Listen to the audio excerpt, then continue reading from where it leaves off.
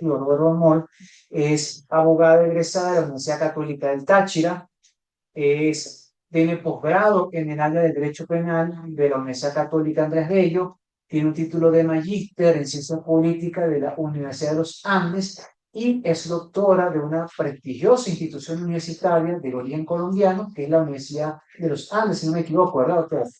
Externado de Colombia, perdón. Externado de Colombia, que es mejor aún que cualquier universidad colombiana.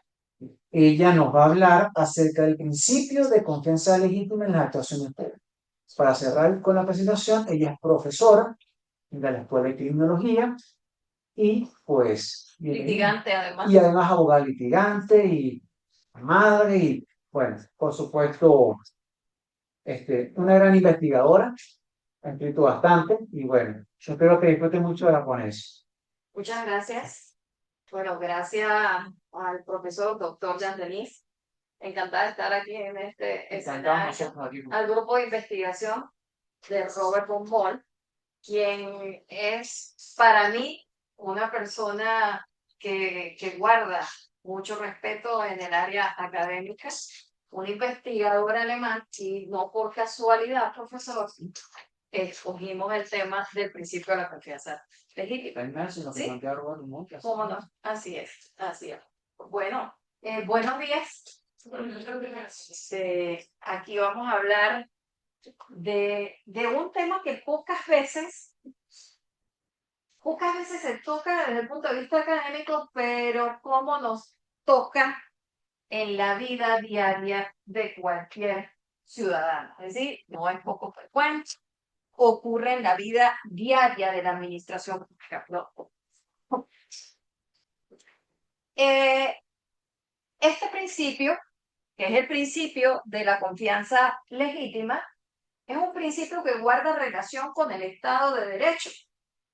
Y el Estado de Derecho, como lo decíamos previamente, es uno de los temas tratados por el profesor Robert von Moll, un investigador alemán, profesor de universidades alemanas, a quien se le reconoce como uno de los padres del concepto moderno de lo que es el Estado de Derecho. ¿Qué defiende Robert von Moll? Defiende que el Estado tiene que tener límites en su actuación. Y de allí parte entonces toda una disertación de cuáles deben ser esos límites, hacia dónde debe conducirse la administración pública en su actuación y cuál debe ser entonces también el comportamiento de los ciudadanos frente a esa actuación de la administración pública. Bien, yo quiero hacerles acá una pregunta muy sencilla aquí a las compañeras. ¿Usted confía en su mamá? Sí. ¿Por qué? Porque con sus acciones de la... ¿Alguien tiene una opinión diferente? ¿Alguien no confía en su mamá? ¿Tú no confías en tu mamá? No. ¿Por qué? Por la manera que fíjense que tenemos dos posiciones diferentes. Pero la mayoría dice, yo confío en mi mamá porque es mi mamá. Casi que como la reacción natural. Pero el tema no es que sea porque sea la mamá. O no es simple y llanamente el título de madre que le otorga la confianza al hijo sobre su mamá. Es, como le dice acá la compañera, el conjunto de actuaciones que desarrolla o desempeña esa madre en el rol de madre que se gana la confianza del hijo. ¿Sí? Entonces, más o menos, en la administración pública pasa algo así. No por el hecho de que seas autoridad, mereces mi confianza. ¿Qué pasa con la administración pública? Ella desempeña un conjunto de actos reiterados, frecuentes y de una manera que nos genera la confianza de que siempre se va a comportar de esa forma, de que no va a dar una alteración en ese comportamiento y no me va a afectar cuando tome una decisión distinta a la que estamos acostumbrados a observar. Entonces, surge un problema, que es el que lo trae a esta discusión.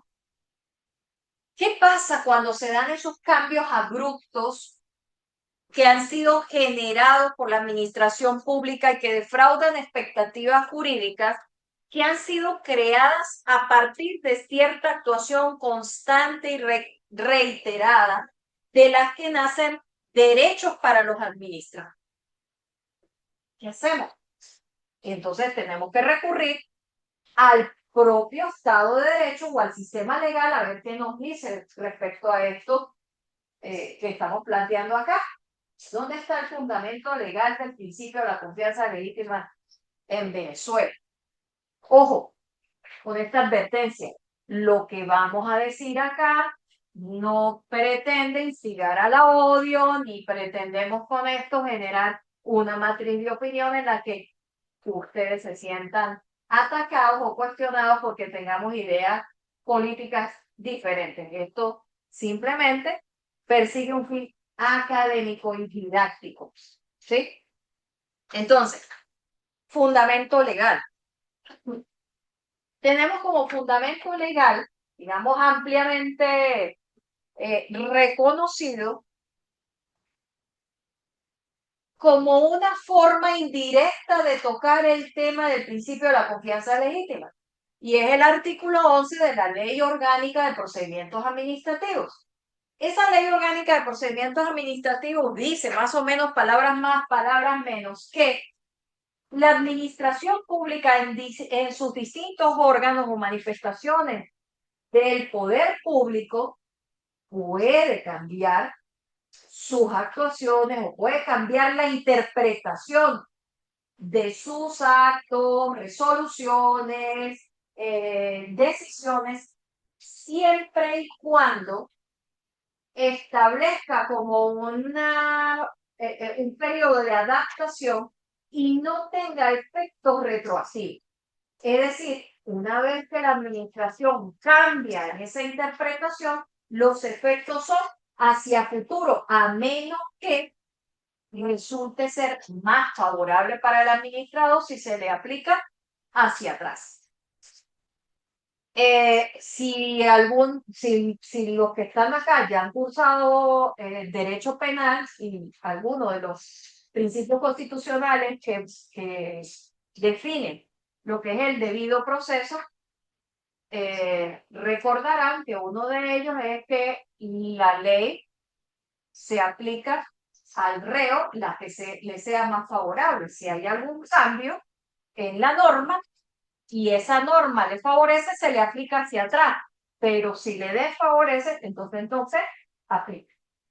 Ese es otro ejemplo de lo que pudiera ser ese principio de confianza legítima aplicado al derecho penal. Pero no es todo concepto del principio de la confianza legítima.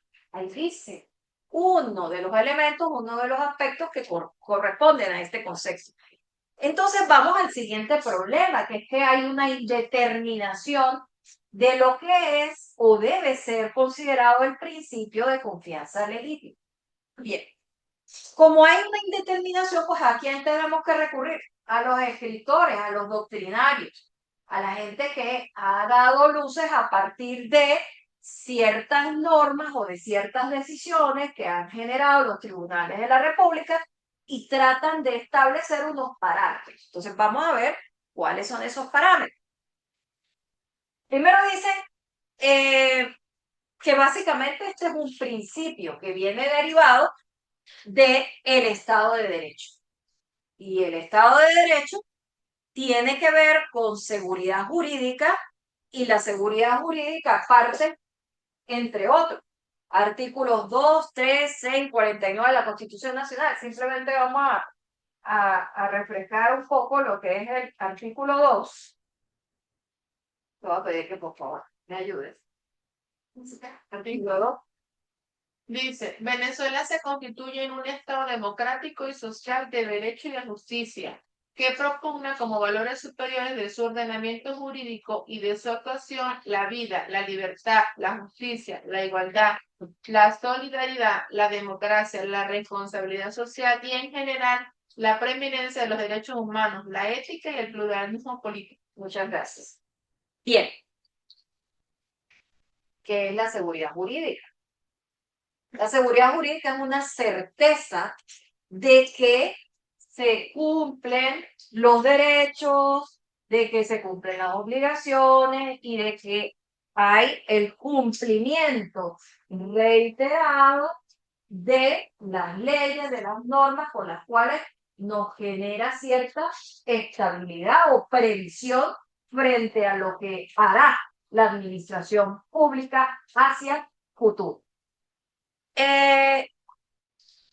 Parte de este principio está envuelto de principios que son de carácter moral, que son de carácter ético. Así lo estamos viendo desde el artículo 2 cuando nos habla de equidad, nos habla de justicia, nos habla de responsabilidad. Entonces, eso nos indica que hay un alto componente moral en lo que debe ser el principio de confianza legítima, que se deriva del Estado de Derecho. ¿Por qué?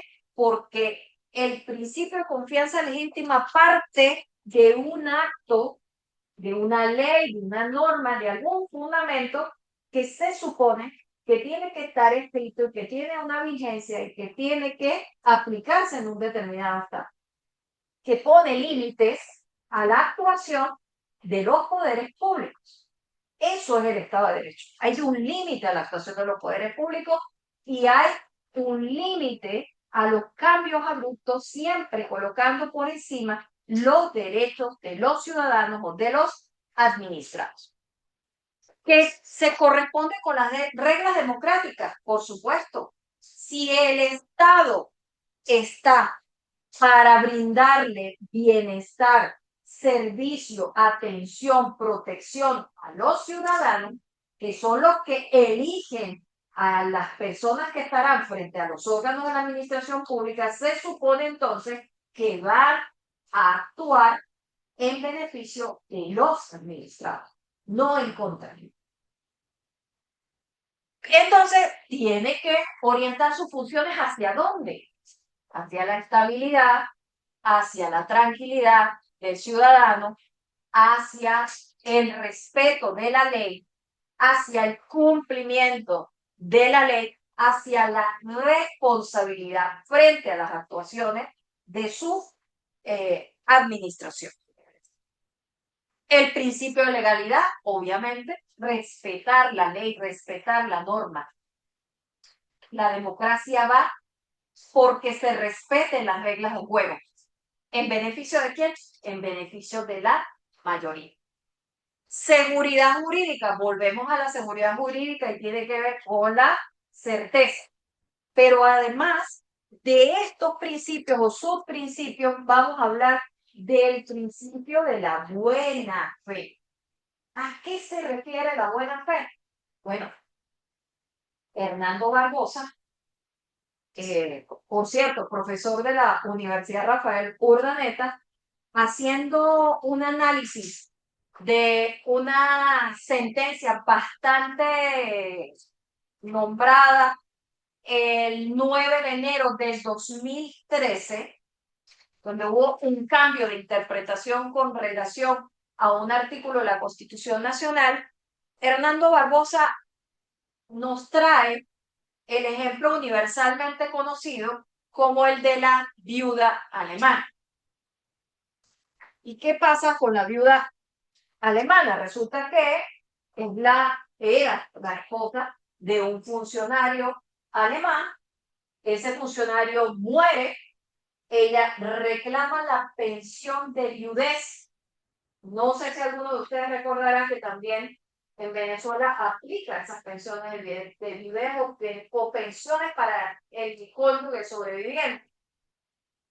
Esta señora le reclama a la administración pública que le debe mantener esa pensión y la administración pública le da una serie de instrucciones. Le dice, bueno, usted puede obtener esa protección siempre y cuando usted se mude hacia el lado occidental, hacia Berlín occidental, y consigna una serie de requisitos en la administración pública para que usted pueda recibir la pensión.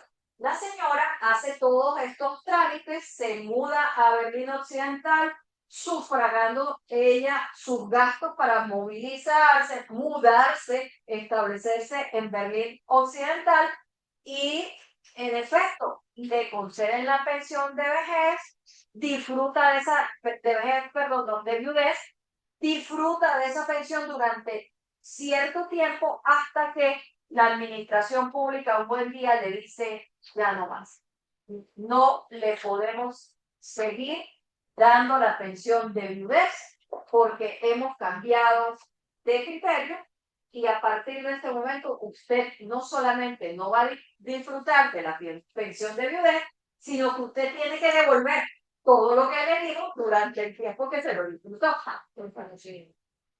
Ajá. Entonces, bueno, ¿qué hizo la señora? La señora demanda al Estado porque la han defraudado.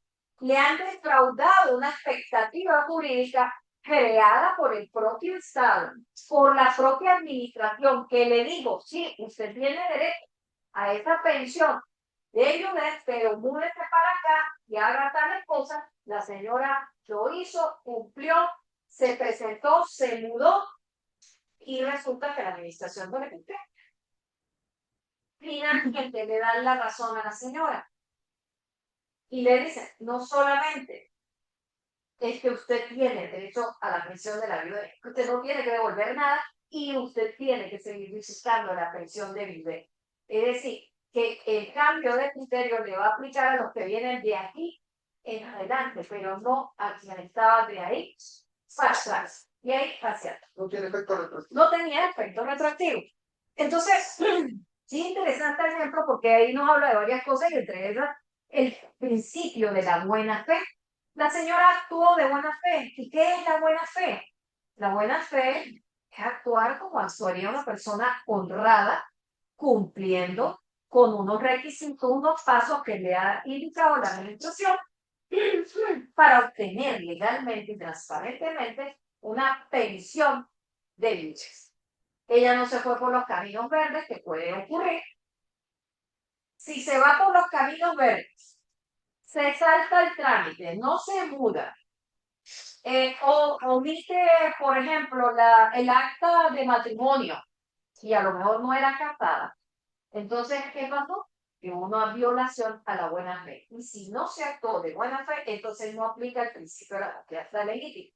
Pues una de las razones por las cuales te brinda protección es que la persona que ha sido afectada ha actuado de buena fe y ha sido diligente en la protección de ese derecho que quiere invocar. Entonces, la buena fe me va a hablar de la palabra dada, cumplir la palabra, de no abusar de la confianza del otro, ¿sí? De no abusar de la confianza, no defraudar, no abusar, cumplir con la palabra y actuar honradamente. ¿Qué involucra? Obviamente, principios que son éticos y morales. La lealtad, la transparencia, la honradez. Eso es lo que esperamos en la administración pública, ¿verdad? Bien. Estos supuestos, que son algunas sentencias nacionales, más o menos nos van diciendo de qué va esto del principio de la confianza legítima. Tenemos esta sentencia de la Sala Constitucional del 15 de diciembre del 2004, el caso Tecnoagrícola Los Pinos Tepica, y señala, entre otras cosas, que la confianza legítima lo que persigue es la confianza de la población en el ordenamiento jurídico y su aplicación. La confianza legítima abarca la expectativa de que los derechos adquiridos no se supriman o vulneren ante los cambios legislativos. 3, que la confianza legítima comporta que la ley se interprete de manera estable y reiterada. Esta otra sentencia del 15 de diciembre del 2005, el caso Rafael José Flores Jiménez, en la cual se dejó establecido que los cambios de doctrina en los fallos resultan peligrosos, pues atentan contra la idea de justicia, por lo que deben hacerse de manera prudente, equilibrada, explícita y razonada. Y luego esta otra sentencia, donde la Sala Constitucional señala que la confianza legítima plantea la noción de previsibilidad en el comportamiento y en la aplicación del derecho por los poderes públicos, lo cual supone proporcionar un margen de certeza en la actuación de la administración pública. ¿Todos son estudiantes? Sí. Algunos son profesionales. Ajá. Entonces, vamos con los estudiantes. Ustedes son estudiantes de una universidad autónoma pública. Ok. ¿Qué dirían ustedes si les comento que el día de hoy se publicó en Gaceta Oficial una resolución del Ministerio de Educación Superior que establece la obligación para todos los estudiantes de las universidades autónomas del país de cancelar una matrícula anual de 2.000 unidades tributarias? Por favor, calculemos 2.000 unidades tributarias por 43 es el valor de la unidad tributaria. Como 86.000. Y 86.000 entre 238 más o menos está el dólar. 361. Imagínate, Marisol. Ah, 340. 240 veces. No le cobren la lengua. Sí. Bueno, 308. ¿Qué dirían ustedes? Oh, ya. Pagando ya. El que está estudiando ya tiene hoy amaneció con la obligación de pagar casi $400 a la universidad. Eso es Ojo, al Ministerio Público. Perdón, al Ministerio de Educación Superior. Ojo. Y mensualidades de 1.000 unidades tributarias. Eso representa 1.000 por 43. Son 43.000. Entre 240. 179. $179 mes. Ajá. ¿Qué dirían ustedes? La importancia, ¿no? Tengo entendido, son autónomas y eso quiere decir que pueden autonormarse, o sea, ¿pueden ellas regir eso o no? No sé si eso puede hacerse. Sé que esté violando el principio de... La Constitución de la libre... Tenemos, sí está aquí está la respuesta. La Constitución Nacional señala que la educación en todos sus niveles es gratuita. Entonces, ¿qué pasó aquí? Cambió abruptamente un comportamiento del Estado, nos está perjudicando, ¿sí o no? Sí, Bueno, entonces hay un cambio abrupto, hay una lesión. Y tercero, nosotros nos inscribimos en esta universidad porque teníamos claro que no teníamos que pagar absolutamente nada. Es decir, ustedes actuaron de buena fe, creyeron en una educación gratuita y de calidad, y ustedes se inscribieron y esperan que eso se mantenga hasta que obtengan el título de doctor, abogado, médico, psiquiatra, arquitecto, etcétera, etcétera. Y entonces, ¿qué vamos a hacer? ¿Qué hacemos? Demandar. Demandar. Pero ahí es parte de los problemas que tenemos, porque no tenemos desarrollado legislativamente el principio de la confianza legítima. Porque usted puede decir, sí, hay confianza legítima, pero ¿cómo lo reclamo? ¿A quién le reclamo? ¿Y qué puedo obtener de ese reclamo? Bien. Ajá. Entonces, ¿qué afectaron? ¿Qué se afectó? La seguridad jurídica, la buena fe, la legalidad, porque tengo una constitución que me establece un parámetro y me dice la educación es gratuita. Ajá. Y a su vez, el Estado democrático. Bien, ok. Esta sentencia es una de las sentencias que más toca digamos, donde más claramente se visualiza lo que es la violación del principio de la confianza legítima. Esta es una sentencia del 9 de enero del 2013 de la Sala Constitucional en la que se discutía la interpretación del artículo 231. A ver si ustedes recuerdan un poquito de historia, si regresamos al 2013, el profesor Baudilio no sé si recordará esos días por allá, principios de enero, finales de diciembre y principios de enero finales de diciembre 2012, principio del 2013. Aquella famosa locución del entonces presidente de la República, si algo me pasa.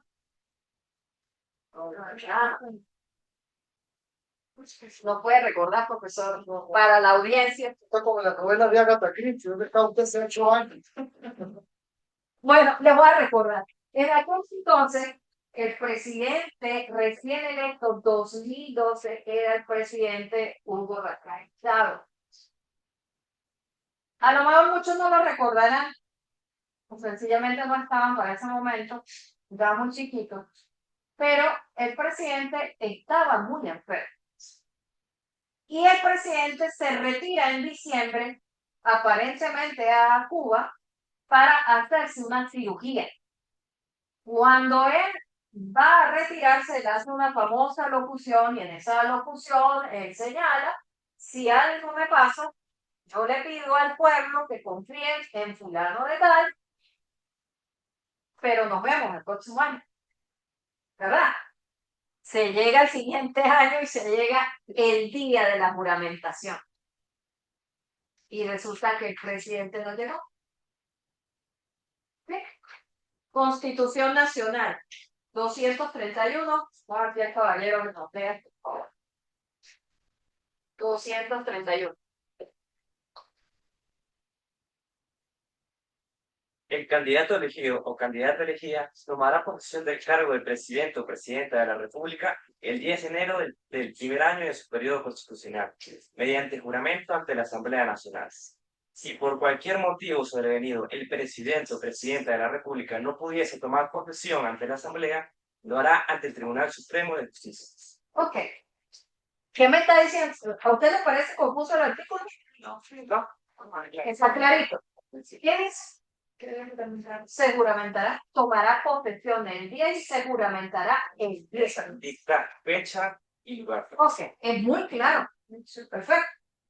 Se había pedido una interpretación previamente en el 2001, y aquí van estas otras dos sentencias, que vale recordarlas porque la del 13 modifica la sentencia 457 del 5 de abril del 2001, que fue ratificada por la 759 del 16 de mayo del 2001.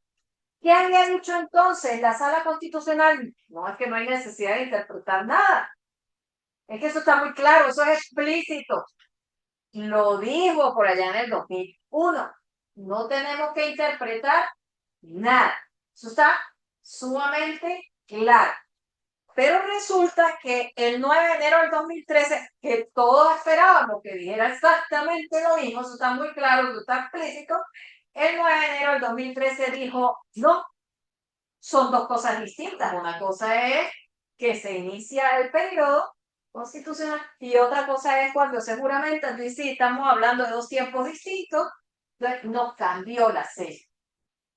¿Sí? Dice, el primero se inicia, a ver, dice, no puede confundirse el inicio del periodo constitucional con la juramentación. El primero se inicia el 10 de enero y el segundo debe llevarse a cabo en un momento posterior, que tampoco dice cuándo. ¿Sí? Entonces, ¿quién viola el principio de confianza de legítima? ¿Sí? Sin embargo, las sentencias antes referidas, o Las antes son 457 y la 759. Dice la separación entre el inicio del periodo y la toma de posesión del presidente solo tiene sentido dentro de la transitoriedad entre las dos constituciones. ¿Cuándo fue eso? ¿Cuándo lo dijeron? 2001, es decir, un año después de que entró en vigencia esta constitución. Estaba muy reciente el cambio constitucional. Se justificaba entonces que se dijera esto. ¿Sí? Y luego dice la separación entre el inicio del periodo por una parte y la instalación o toma de posesión de los órganos a los que se refiere el artículo 31 del decreto sobre el estatuto del poder electoral por otra solo tiene sentido dentro de la transitoriedad entre las dos constituciones. ¿Y de cuándo acá se cambió el criterio? Cuando se vio que el presidente no iba a llegar. ¿Sí? Entonces, hubo un cambio de interpretación, hubo una afectación al Estado democrático, al Estado de Derecho, porque la Constitución es como la dice mi querido amigo, es muy clara y es muy explícita. Ahí no había nada que interpretar. Vamos con estos otros casos. CNN en español. CNN en español fue retirada de las parrillas de la programación de la televisión por cable. Y fue retirada en el año 2017 sin ningún tipo de procedimiento administrativo. Y se le dijo que a través de un documental que transmitieron sobre algo así, los pasaportes sin nombre, estaba instigando al odio y a violentar el Estado democrático en Venezuela. Por tanto, debían retirarse. Y le retiran la concesión y chao. Sin derecho a réplica y sin derecho a absolutamente nada. ¿Hubo violación del principio de confianza legítima? Claro, porque ellos firman un contrato. Ese contrato tiene unas condiciones. Ese contrato genera unos derechos. ¿Cuáles son los derechos? Bueno, a operar dentro del espacio radioeléctrico nacional, y eso ha generado unas consecuencias en el mundo jurídico que tienen que ver con contratación de personal, con la oferta de servicios a unos empresarios, o a personas que contrataron publicidad con CNN en español y que abruptamente se les quitó la posibilidad de aparecer en esa parrilla televisiva. Luego tengo el caso de Toyota. Esa es otra sentencia, 2014, Sala de Casación Social. La Sala de Casación Social, en un caso de Toyota, condena a Toyota a pagar las remuneraciones, incluyendo bonificaciones sociales, que antes de estar él inmerso en la causa, no tenían carácter salarial. Y la sala en el acto lo condena y le dice, sí, es que a partir de ahora sí tiene carácter salarial. Y como tiene carácter salarial, usted está condenado al pago. ¿Qué hace Toyota? Demanda la revisión constitucional de la decisión de la Sala de Casación Social y la Sala Constitucional le da la razón. Efectivamente, se ha violado el principio de confianza legítima en la que el administrado Toyota de Venezuela confió en que una ley iba a mantenerse estable o una interpretación iba a mantenerse estable durante el tiempo, y esa estabilidad le generó unas expectativas, unos compromisos y unas relaciones en el mundo jurídico que fueron abruptamente impactadas con ese cambio de interpretación de la Sala de Casación Social. Por tanto, le dice, si bien esta interpretación se mantiene vigente, de aquí en adelante no tiene efectos retroactivos. Entonces, Toyota tuvo la razón. Y vamos con el CENIAC. Si alguien tiene contacto con el CENIAC, Mire, el CENIA, se dicen tantas cosas, el CENIA es el socio no deseado de los empresarios.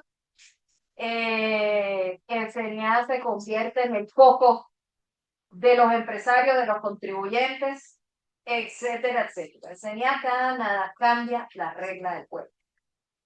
Entonces, este año, en junio 2025, generan una resolución donde hay un cambio en las tasas impositivas para las importaciones y a su vez eliminan ciertas exenciones al pago del impuesto al valor agregado por las importaciones con carácter retroactivo. Es decir, que en cualquier momento se le ocurre revisar a cualquier empresa que durante este año, el año pasado o los últimos 5 años hizo una importación y le hacen la revisión y si se le dio la exención, es probable que el señal le diga, no, tengo esta resolución, ahora usted tiene que pagarme ese IVA, me lo debe. Y me lo debe con intereses de mora y me lo debe con multa. ¿Sí? Y entonces, ¿y aquí qué pasó? Violación del principio de la confianza legítima.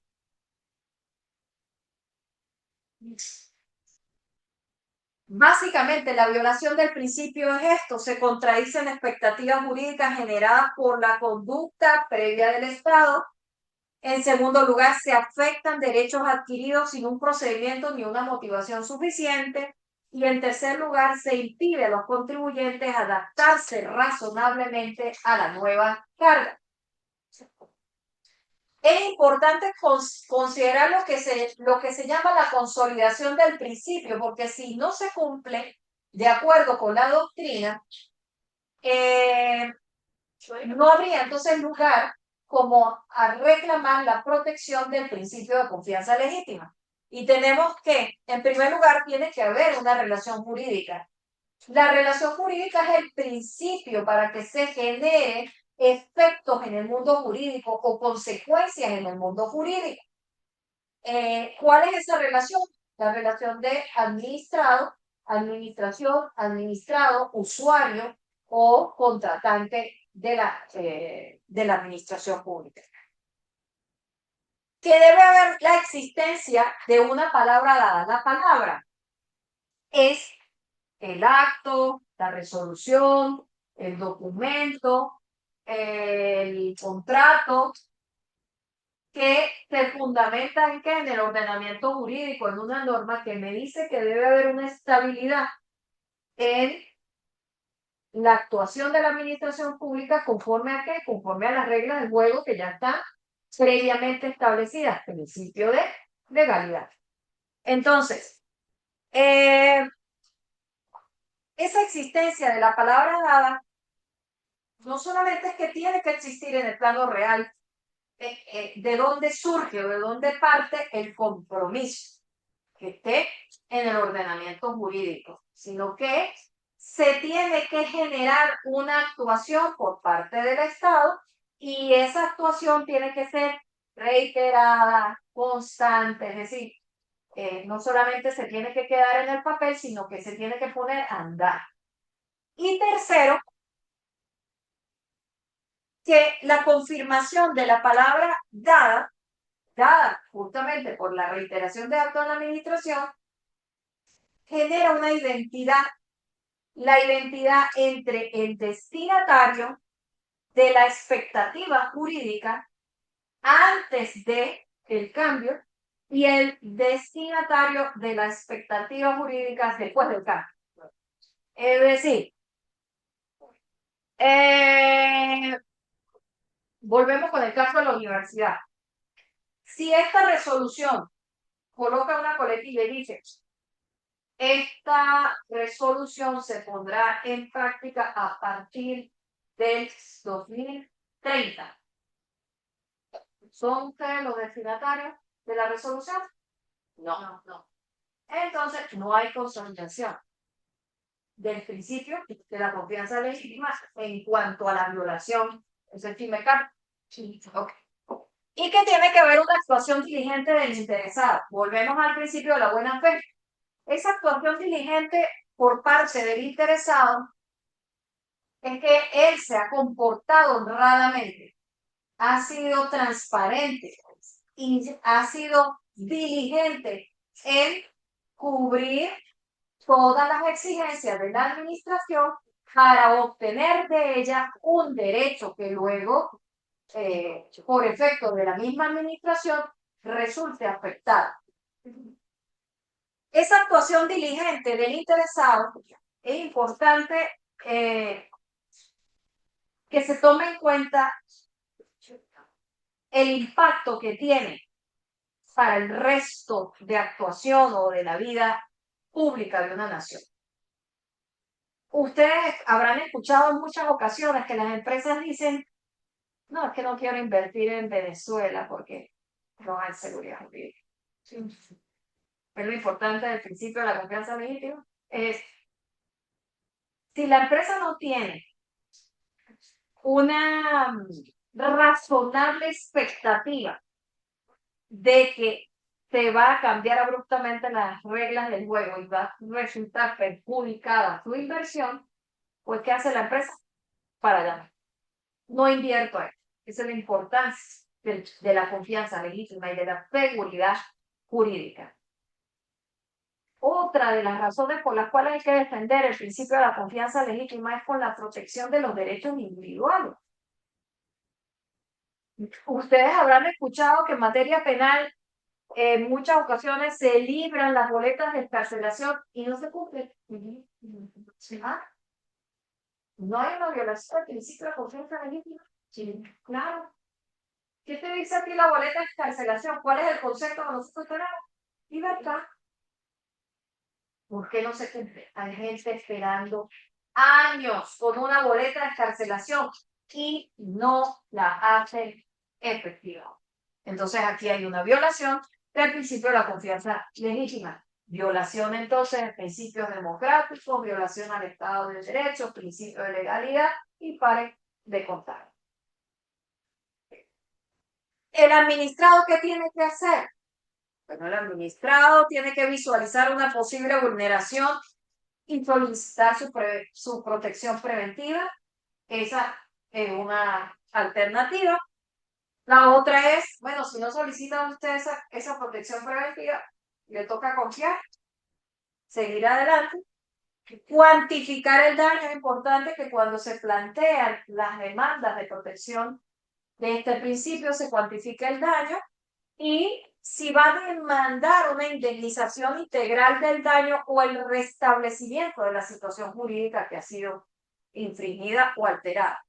Por parte de la administración que le queda, ella tiene que determinar cuál es la palabra dada, ¿sí? Analizar los actos propios previos y actuar de forma coherente en ellos. Ofrecer mecanismos alternativos de adaptación, notificar en un plazo razonable el cambio y ponderar en cada caso las decisiones que se va a tomar en relación con los daños que esto puede generar. Conclusión. Hay que delimitar el principio. Nos falta todavía mucho que decir desde el punto de vista jurídico en cuanto a la determinación del principio y cómo lo vamos a reclamar, qué vamos a reclamar, ante quién nos corresponde reclamar, cuáles serían los requisitos mínimos de consolidación de esa confianza legítima, en qué caso nosotros estaríamos hablando de la vulneración del principio, porque, a ver, en algunas situaciones, esa consolidación que aparentemente nos da el artículo 2 de la Constitución Nacional pudiera servir para todo. Es como tan amplio, es una cosa tan genérica, uno dice puede servir y puede no servir. Entonces, es importante establecer cuáles son los límites de la vulneración de ese principio y cuál es el objeto de protección y cuál es la obligación de la administración pública. Cuando se demanda la protección de este principio, ¿qué se demanda? ¿Que me indemnicen? ¿O que me mantengan mi derecho, el derecho que yo tengo adquirido? Ojo, si tuviéramos nosotros hoy, hipotéticamente, que demandar los universitarios esta resolución, demandar su nulidad, la nulidad que representa. Protección al derecho que yo tengo adquirido. ¿Sí? Pero si yo por el contrario digo, bueno, no, yo voy a pagar, pero la administración como me cambió el criterio, entonces indemníceme, porque con la indemnización yo podría pagar lo que me falta para graduarme, porque lo que me queda para graduarme son 3 meses. Y puede ser. ¿Sí? Pero bueno, es lo que nos hace falta determinar hasta dónde está la obligación de la administración pública. Bueno, esto es a grosso modo una idea general de lo que es el principio de la confianza legítima.